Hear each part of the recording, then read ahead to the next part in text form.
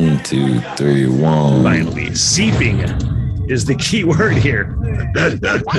Smart enough to figure it out. I just ask questions and talk shit. I'm not the All news. I saw was a lake, mountains, and some trees. That's the running theme on this fucking podcast. Whoever deserves mocking, and that includes a host.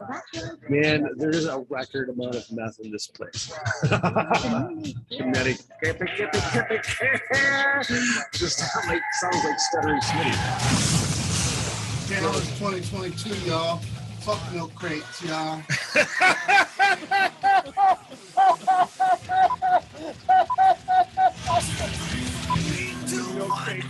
Get the fuck out of here. What the hell? Everything. Yay. Sorry. I had a ticklish throat.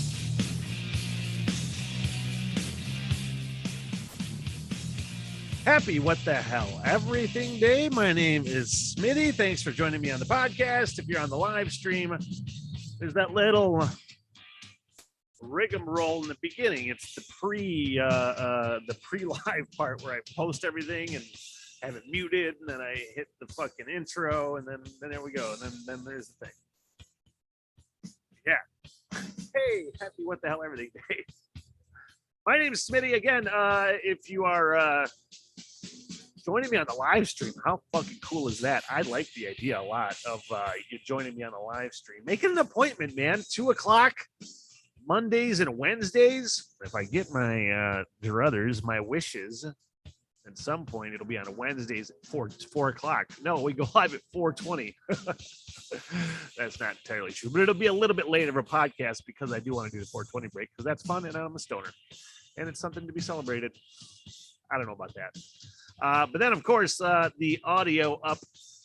If you don't want to watch the live stream, maybe you don't want the pre-show rigmarole, then yeah, just catch the audio up later. After the live stream, it'll be up on Spotify. Did we fucking get a reprieve from the snow?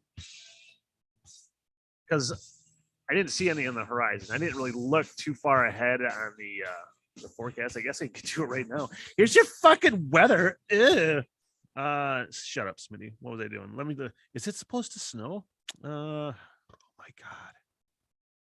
I don't see any snow on the horizon until Sunday. Sunday.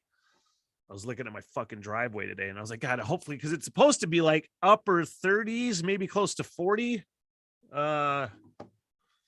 Next couple days, tomorrow, next day after that. And I'm like, you know what I need to do, because I live right on this 25 mile an hour street, but it's one of the most heavily trafficked 25 mile an hour streets in Traverse City. So my driveway is fucking, obviously my driveway is right next to the street, but my driveway is super short. It just, all of that fucking snow just comes right up on the driveway, just like every other house that has a driveway next to the street in northern Michigan. I'm not special there, but it's just like this. If you don't clear it right away, it just freezes. And there's this huge fucking hump of like ice to get up into your driveway. So I was waiting for like a nice warm day. Maybe you could soften up some of that ice fucking now mixed with snow and slush. Cause I said, fuck shoveling today. My snowblower sucks a-holes. And it sucks. I can barely even use it to like blow snow. It goes, it gets clogged up. There's something wrong with like the what do you call that? The prop or something. There's something fucking wrong with that goddamn thing. I'm not a mechanic, and I'm broke to get it fixed. So it's all manual labor on that one, pal. But I was like, fuck this, man. Yesterday I got up and looked outside. I'm like, no, not going to be shoveling today either. I have been fairly diligent, though, about shoveling this year. Part of my new workout plan. And it's going to get fucky starting tomorrow. My workouts, my diet. That's going into overdrive tomorrow. I hate talking about this stuff publicly because if I fail, then I'll feel like a failure. I don't like feeling like a failure. I like feeling like I did a good job. But I'm going all vegetarian tomorrow. No alcohol. I'm still smoking weed. Fuck that. I'm never giving that up. And what else? Well, like I said, vegetarian. So I can still do like I think you can do eggs and cheese or fish or something. There's some kind of caveats in there. I'm going to give up butter because one of my fucking just gigantic fat guy weaknesses is butter. Like I fucking slather like that butter on toast, butter on eggs. Hasn't always been like that, but it's a fairly newfangled thing in my life. Probably, well, maybe not. It's always been butter. It's probably just been Butter Smith is my fucking name, man. If you heard that right now, if you heard of Buttersmith, that's been me. Yeah, but I'm giving up like butter and bread. I'm gonna try to give up bread because I eat a fuck ton of bread. And I'm just going to see what happens, man. Mostly vegetarian. I'm going to keep it really strict. No alcohol. I was like, what else can I do to torture myself? Should I not jerk off? Can I do that? I want to do that. No jizz February. Do I really? Honestly, and I don't know why I'm like feeling the need to torture myself. Does it have to be torture though? The answer is yes. It's always going to be torture. If you're not jerking off, it's torture. This fucking Joe Rogan thing and Neil Young thing is just getting so stupid. It's getting so stupid. I try to wrap my head around it, you know? It's tough to do. Because there's things on both sides that I agree with. I see points on most of both arguments, you know. I see Joe Rogan's point. I can have one whoever I want, and I back that up 100%. I can see Neil Young's point. You know, you're promoting your show, your guests, whatever, are promoting anti-science, misinformation, blah blah blah blah blah. So I can see both arguments, both sides. I also am a big fan of free speech. People that will say it's a private company. It's they can have who they want. Yeah, you're right. It's also 100% censorship. It's like that mouse book, you know. Get to that in a moment. But I saw a great point made, and I'm sure there could be instances in Joe Rogan's life where you could bring up times he could contradict himself. I'm sure it happens to all of us. But there was a great point I saw about Neil Young. I can't remember where I saw it.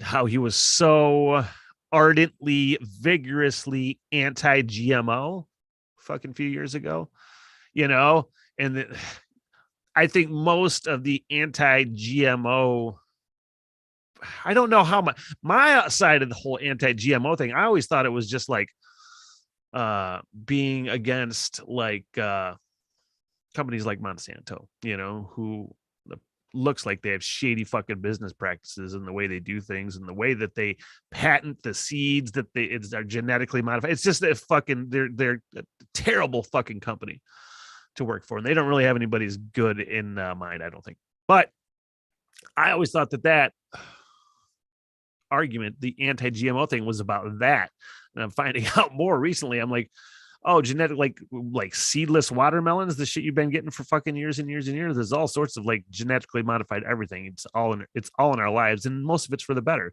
because you can just fucking reproduce shit. It's fantastic. You know what I mean? But people like Neil Young, very anti-GMO, and I don't know how much it has to do with, again, the company, the business practices of like Monsanto, or the actual eating. We're eating genetically modified food. It's not good for us, man. Shit like that, you know? And either way, if that was his side of the coin, 100%, you know, there's so many people that pick and choose which science they want to believe in that supports their current cause, you know? If you're paying attention, you know exactly what I'm talking about. But it's just fucking hilarious how we all just waffle. You know, when it suits our purposes, science works just fantastically. That mouse book, though, I know nothing about this mouse book. I read a little synopsis of it. The mouse book is written about a Jewish family in the Holocaust. I'm pretty sure in Germany or somewhere in that region, and they're all depicted as mice, MAUS, and I don't know exactly the instances of the problems with the book. I don't give a fuck. It won a Pulitzer Prize in like 92, and it's formatted like a comic book. So it's a Pulitzer Prize winning book depicting the Holocaust, you know, in an educational way, in a cutting edge way. And so that's what it looked like to me as somebody who's read books before. And, you know, fucking Tennessee, school district in Tennessee, I could pull it up. It's from PBS. School district in Tennessee essentially banned it. Call it book burning bullshit. It's the same thing. There's no need to pull it up. Yeah, I could pull it up. Some of the issues with it were language, and there was the depiction of nudity, a female mouse nude. Oh man, you telling me that is inappropriate in our schools? Where was the fucking fantastic quote? The nude woman is drawn as a mouse, and again, it's a graphic novel. In the novel, Jews are drawn as mice and Nazis are drawn as cats. So the part that they're not even that they don't have shows people hanging, it shows them killing kids. Why does the educational system promote this kind of stuff? It's not wise or healthy. That is a quote from one of the school board members, and that's exactly why. That's exactly why. Who said that like learning had to be comfortable? You know, that you had to have what grade are these fucking kids in? Like, it was a great quote. And the same could be said for the Joe Rogan podcast. You know, your kids have fucking TikTok and access to the internet. Are you really worried about like a female mouse drawn as a woman nude, and then the language, the fuck bombs that are in this thing? We're all going too far. Honestly, it's we're all going too far, and some of us aren't going far enough. I try to wrap my head around some people's thinking. I try to really put myself in the position from that perspective, you know. And I don't know. Anytime I've ever read books in high school that were what's the word I'm looking for? The books in high school that were heralded, they were celebrated as books that were to be used as tools to learn, to teach. I wish I could remember the fucking word that is in my head, but those books that are the standards, but they also push boundaries. Okay. Those are the books that are supposed to be to make you think. Boring words and boring pictures don't do shit.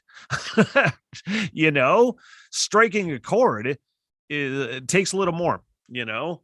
And I don't know how the fuck these parents can get away with like saying, no, we're not going to have this book. Like, you should absolutely, as a parent, have something to say about the curriculum, or maybe you shouldn't. Maybe the better answer is you shouldn't necessarily, unless you're putting your kids in like a religious school. You know, how much say should parents have over what gets taught to their kids? I know it sounds fucking stupid. I know it sounds stupid, but it's like there's half of the parents right now that are upset. There, no matter what, there's half of the parents upset about some sort of like science or something that's not being taught to them or something that's being skipped over. Half of the parents are not happy with what their kids are being taught, probably. So if I were to say, I believe in global warming, I believe in evolution, I want my kids to learn about global warming and evolution. But there's a big percentage of fucking parents that don't, fuck what they say. Should you say fuck that? Fuck the people that don't get it or that don't believe those things, the same way that in schools like in Tennessee, and they're like, oh, we are going to teach, we're not going to teach evolution. We're going to teach whatever. You know what I mean? You get the point. So should parents have a say? How much say should parents have in the curriculum? And I think these books were in the fucking library anyway, and they weren't even in the curriculum. They're in the library. And it's just disappointing. I'm not mad. I'm just disappointed because it's just more book burning bullshit, Same with Joe Rogan podcast. People saying, shut the fuck up. We don't want to hear these words. That's it. Seems like it. But again, I could be way off base. I am quite a bit, especially when I forget words and sentences and whole days, it feels like sometimes. That's not true. Hey, shout out. Podcast sponsor, Fat Chicks Barbecue had some fantastical pizza on special the other day. I'm going to hit up their Facebook page right now and see what they got going on. But they had some fan-fucking-tastic pizza. And I mention their barbecue all the time because it is destination barbecue in Northern Michigan. Absolutely. But their pizza is top notch. And I could say some of the best pizza in Northern Michigan as well, which is, that's a bold statement. Okay. If you're to claim a place has the best pizza in Northern Michigan, pizza by and large, there's way more samplings of pizza in Northern Michigan than there is barbecue. And I will say that their fucking barbecue probably is the best barbecue I've had in Northern Michigan for sure. But the pizza is so fucking good. It's up there. Okay. Let's see. This was yesterday's Facebook post from Fat Chicks Barbecue. They did a grab and go meal. So it's good to know the stuff that they have done and stuff that they could bring back as well. They said 1 slice of their delicious pizza, 3 wings, tossed in Parmesan garlic sauce and a 20-ounce drink while supplies last. And they had a mac and cheese, brisket, shrimp, and almost out of pork for the weekend. That was last weekend. So it's coming back. They're on winter hours right now. So it's just the kind of things that they did. They did shrimp tacos the other day too. So there you go. I love them. They are fantastic people. They have fantastic food. Destination Barbecue in the bustling metropolis of Atlanta, Michigan. Tim and Heather, fantastic people, and support them. Give them a call or maybe check their Facebook page to see when they're open, what their supplies are like, because just the way it is right now, they run short. Sometimes they have to close because they run out of things. So just bear with the small businesses that are trying to get through this fucking crazy time, and it'll pay off for everybody. Fat Chicks Barbecue, thanks so much, and let's talk some motherfucking football. Hang on, I gotta get a burp. Thanks, Coke Zero. I feel better now. Man, oh man, oh man. And thus, the final evidence that it was all your fault, Detroit Lions.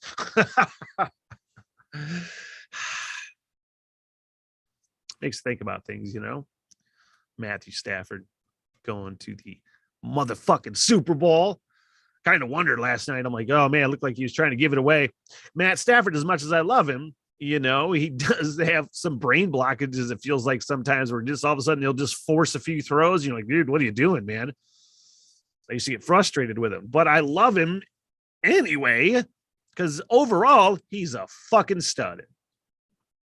Badass motherfucking quarterback. And going to the Super Bowl. And again, it's good to see that absolutely was the Lions' fault. They deserved all the misery they got from the way that they've ran things, and I feel like they're in a great position now. So I don't want to keep it about the Lions. They have good things in the future. But it was so fucking cool to see Matt Stafford win yesterday and go to it, you know, made me happy.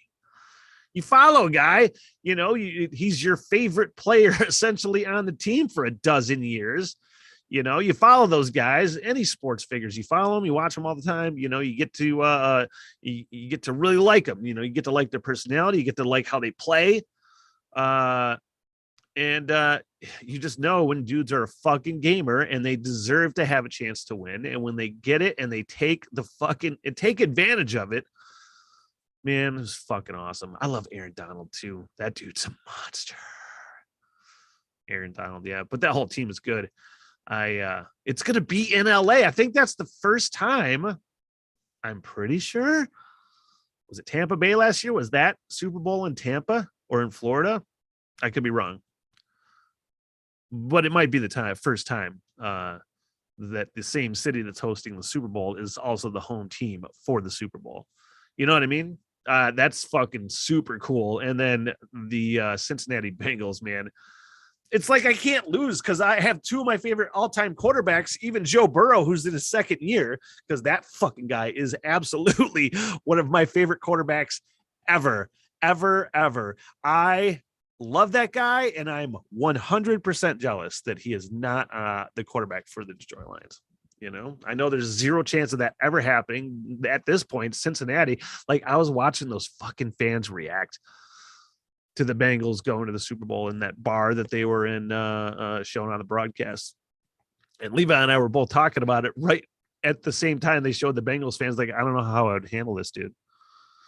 I think I'd be way too nervous. If this was the Lions, I think I would be just way too fucked up and nervous. Like I don't even like thinking about how nervous I would be if it was the Lions going to the Super Bowl. And then those fucking a few play like coming from behind or whatever the fuck happened in that game. I don't remember at this point. But just that mix of emotions that your home team gets when they're in a position to go to the fucking championship game that I've never experienced with the Lions. I've experienced with the Pistons and the Red Wings and the fucking Tigers, but I've never experienced it with the Lions. And that's the big one, I think. Yeah. That'd be like, it's the big one. I'm coming to meet you. What the fuck was Fred Sanford's wife's name? I'm coming to meet you. Oh man, I don't remember. Elizabeth. That was my ADD right there. Elizabeth. Yeah, I don't know. I think that would be the one that gets me, man. When the Lions go to the Super Bowl, if I make it, man, how the fuck am I gonna like deal if I don't have a heart attack and die when the Lions go to the Super Bowl? Then I'll for sure if they win, you know. I would probably just want them to lose, you know, because I don't want that. I don't want that. You know, I could die, but if I died happy, you know, what the fuck, man. That's awesome. What a fucking Super Bowl and what a great championship Sunday. I always get the day off on that day. You know, if I'm working on Super Bowl Sunday, but mostly championship Sunday, I'd be fucking pissed off, just mad. But I got to sit home and watch games yesterday, and it was good, and they were good games. They were all four were great fucking teams, man. The whole playoffs were fun. Also, never watched the Pro Bowl ever. I don't think I've ever watched the Pro Bowl since like Barry Sanders was in it in '92 or something. And I was just I realized I'm like, this is fucking stupid. None of these guys are actually playing. Why am I watching this? So I won't watch the Pro Bowl. Tom Brady too, who is not retired yet. It's fucking hilarious, man. You know, what is it? I think his company tweeted it out on accident. How that happens, I don't know. It could be just Tom Brady fucking with us. I'm almost positive that that's what it could be because they deleted the tweet. I'm like, why would you do it if it wasn't real? You know? So everybody says, oh, Tom Brady's retiring and the fucking montages started. You're like, he's the greatest of all time. He's retiring. Oh my God. No press conference yet, obviously. And then it was like, wait. His dad said he's not. No, sorry. Nope, not. AP reports Tom Brady has not officially done anything, announced anything. It was funny yesterday. So it's like a debacle. It's just like nobody knows what to say, but everybody's still talking about him like he's retiring. So at this point, I'd be like, I'm going to wait a year. I'm going to play again just to say fuck all of you people who said I was retiring. Because that would be classic Tom Brady. I'm going to do it. Fuck you guys. But what was the one thing about it? Tom Brady. What was it? So that is now I got to remind myself what I was talking about. It's one of the things you got to deal with in this podcast. You got to walk it back. You got to walk it back. Oh yeah, okay. So Tom Brady, Levi and I were talking that if he is on the roster by February 5th, I think that's the roster cut day or whatever the date is. If you're on the roster February 5th, he gets a $15 million bonus. You know. So if you don't retire, you're still on the roster. I'm like, oh, that's fucking smart. February 6th, he will announce his retirement. 100%. And fucking rightfully so, all the montages, man. You know? Very possibly has to be the greatest football player of all time. You know, much as he maybe have won too much. How that's a thing, I don't know. Because if you're the guy winning, it doesn't fucking suck.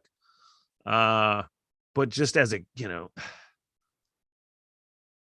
going from the team that you had brought 7 Super Bowls to, and then as if anybody had any doubt. Matter of fact, I had a Facebook memory pop up about how it was the New England Denver Super Bowl when I said, oh, it's a fucking awesome Super Bowl where this is 2015, I want to say, where I said it's very likely the winner of this game will be the greatest of all time. And again, that was 7 years ago. And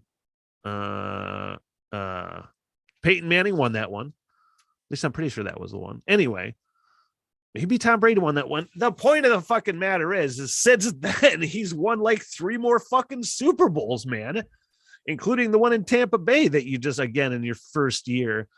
Get the fuck out of here, you know? Like only the greatest do that. But I bet Joe Burrow's the next one. Man.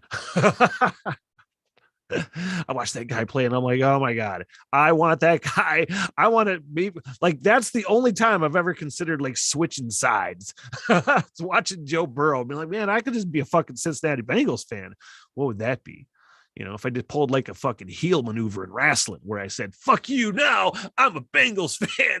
Ooh, boo the Lions, you know, really fucking piss my brother off. Yeah, man, that would really fucking make him mad. But I could do it. I bet if I just fucking, oh man, do you think if the Lions are playing, don't anybody tell my brother this at all, ever. Don't say anything. But if the Lions play the Bengals, I could just get a bunch of Bengals attire and then just switch like at halftime or something, or just the whole game anyway, just wearing Bengals attire and say fucking boo the Lions and then cheer on Bengals and Joe Burrow. That might bring me too much bad juju though. Like even faking that, like I don't even want to say those words. You know, like if I was doing like a skit or something with a scripted thing and I had to say the words, I love the Green Bay Packers, fuck you, I'm out. Oh man, especially Aaron Rodgers. That fucking guy's probably not going anywhere. He's gonna stay his ass in Green Bay. Hopefully. I want to continue my hatred. Actually, fuck that guy. I don't want him there. Oh boy. The Winter Olympics coming up. It's like sports talk. Sports talk, what the hell, everything. It's not intentional necessarily, but there's things to talk about, man. But the Olympics are coming up, Winter Olympics in Beijing. And I honestly, because things got, it's so different now from when I grew up. It's like, it's so weird. And here's what I'm talking about. The Summer Olympics were just in 2020. They were obviously delayed because of COVID. So they were in 2021. Pretty sure that was right. Yeah. So it's like, I just watched the fucking Olympics. Like I'm like, I have never, ever watched so much Olympic coverage in my life. Most of the last 25 to 30 years has been almost no fucking COVID coverage. There's all kinds of fucking COVID coverage. Olympic coverage is what I'm talking about. I almost watched none of it. even though I tell myself, I'm like, oh, I might want to watch some Olympic stuff this year, one of these Olympics, and it never happens. But working at Fresh Coast, I'm like, God damn, these fucking, it's on all the time.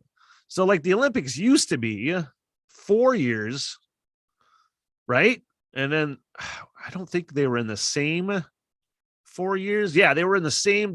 So it was like 1980 would be the Olympics, winter and summer Olympics. And then in 4 more years, the same thing. Now they stagger it every 2 years. So it's summer Olympics, then 2 years, the winter Olympics, then another 2 years, the summer Olympics, et cetera, et cetera. So it's just like, I don't even know what it's going to be. 2024, 2020. So what is it? 2022 are the summer Olympics again? The ones that were delayed from 2020 that we just had last year? How the fuck is this all going to go? Can't believe we're doing the Olympics again. Anyway, I'm watching the fucking Olympics all the time when they're on at work now. So now my whole life is like gymnastics and fucking figure skating and luges. And by the way, when the fuck did the 1-man bobsled start? I don't know if I've ever seen that before. I've seen 2-man and 3-man bobsleds, but I've never ever seen a 1-person bobsled. And I'm 100% sure I've seen it. I'm like, when did that fucking start? You know? I saw this story and I thought it was really fucking interesting and cool, and I wanted to bring it up and read it. It's not that long. At least I don't think so. It's a fucking awesome science article. Because I am a big fan of progress. And here's what I know about nuclear fusion. Next to nothing. That's why I'm going to read this article. But I know that in theory, it is a potentially clean energy source, you know, but we just haven't got there yet. Haven't really figured it out. So that's what I know about fusion. So when I saw the headline from pbs.org, if you want to believe it, that nuclear scientists achieved major fusion feat. So here we go. And this is interesting to me. That's why I'm going to read it. With 192 lasers and temperatures more than 3 times hotter than the center of the sun, scientists hit, at least for a fraction of a second, a key milestone on the long road toward nearly pollution-free fusion energy. Researchers at the National Ignition Facility at the Lawrence Livermore National Lab in California were able to spark a fusion reaction that briefly sustained itself, a major feat because fusion requires such high temperatures and pressures that it easily fizzles out. The ultimate goal, which is still years away, is to generate power the way the sun generates heat by smushing hydrogen. I can't believe they actually have the words smushing in this story. There we go. Smushing hydrogen atoms so close to each other that they combined into helium, which releases torrents of energy. A team of more than 100 scientists published the results of 4 experiments that achieved what is known as a burning plasma in Wednesday's journal Nature. The name of the journal is Nature. With those results, along with preliminary results announced last August from follow-up experiments, scientists say they are on the threshold of an even bigger advance, ignition. That's when the fuel can continue to burn on its own and produce more energy than what's needed to spark the initial reaction. Oh, that's so exciting. The lead author of the study, Alex Zelstra, said we're very close to that next step. He's an experimental physicist at Livermore. Nuclear fusion presses together 2 types of hydrogen found in water molecules. When they fuse, a small amount of fuel produces enormous amounts of energy, and it's also very clean, and then it produces no radioactive waste. It's basically limitless clean energy that can be deployed anywhere. Researchers around the world have been working on the technology for decades, trying different approaches. 35 countries are collaborating on a project in southern France called the International Thermonuclear Experimental Reactor that uses enormous magnets to control the superheated plasma, and it's expected to begin operating in 2026. So there you go. That's part of the story. I'm not going to read the whole thing. I just fucking love the idea of new ways to do things, man. If it really did turn out, because they're experimental stages at this point, takes a long time to go from experimental stages to, working reactors or whatnot. Long fucking time, probably. It's exciting to think about, man. You like to, I love to see just flashes of things that you've only heard about and like read about. Fucking warp speed could be the next thing, man. That's awesome to think about. I love it. We come at such a weird time in fucking history where who knows how it's going to go as far as like humanity goes, is it going to go the way of the dodo because we're going to fuck ourselves, or are we going to finally like sacrifice what we need to sacrifice, which is going to be really tough for everybody to do. Sacrifice enough to get where we need to go that, if we can't stop a catastrophic accident and wipe all of us out here on Earth, at least, well, maybe we can move forward and do it on some other fucking planet where we learn by that point to not fuck everything up, things like that. It's exciting, and I like to think about it. I also like to think about the singing karaoke. That's not true, but it is true, kind of. Hey, I work at Fresh Coast Beer Works in Traverse City. I bartend pretty much throughout the week. Thursdays and Fridays off, mind you, but Monday nights tonight do DIY karaoke. Our bartender Teresa hosts, and I'll do some singing as well, probably. That happens pretty much every time. Tomorrow night is DIY trivia, where I'm basically working while hosting a trivia night. It's just good, straightforward trivia. Tomorrow is the very first one, and it'd be so cool if you could get out there for it. If you're watching this live stream, if you're watching this audio up later, then you'll have no interest in that, and you're probably not listening to this fucking podcast anymore. So there you go, guys. That's Monday and Tuesday at Fresh Coast. Hopefully you would join me. Live music at Fresh Coast Friday night with Dags and Timmy this Friday night as well. But check all kinds of stuff going on at Fresh Coast. So thanks, you guys. Remember, patreon.com/we3 Smiths. Extra content, extra stuff for the stoner reaction videos that I started doing, which are really fun to do. I'm falling down the Devin Townsend rabbit hole because of those reaction videos, and those are up on YouTube. Check the new playlists out on YouTube. I'm organizing everything. And remember, the video editions of the What the Hell Everything podcast, those are going to be on Patreon exclusively starting April 1st. Patreon.com/we3 Smiths. That is happening April 1st. I still have to produce a rock and roll roundtable episode 2 for season 2. Recorded it last week, and I just have not been able to get that produced yet. So that'll be up very, very soon. And that's it, you guys. Now that I can enunciate, you have a great day. We'll see you next podcast, which is Wednesday at 2 live stream. Thanks, guys. Good night, everybody. I'm so sorry for everything that has happened. Bye-bye. Yeah, all right. I'll see you guys there. By the bar, get your face, huh? Get me paid, bitch. Sit, boo-boo, sit. Good go. I love y'all very much. Peace out. Good night, ladies. Good night, sir.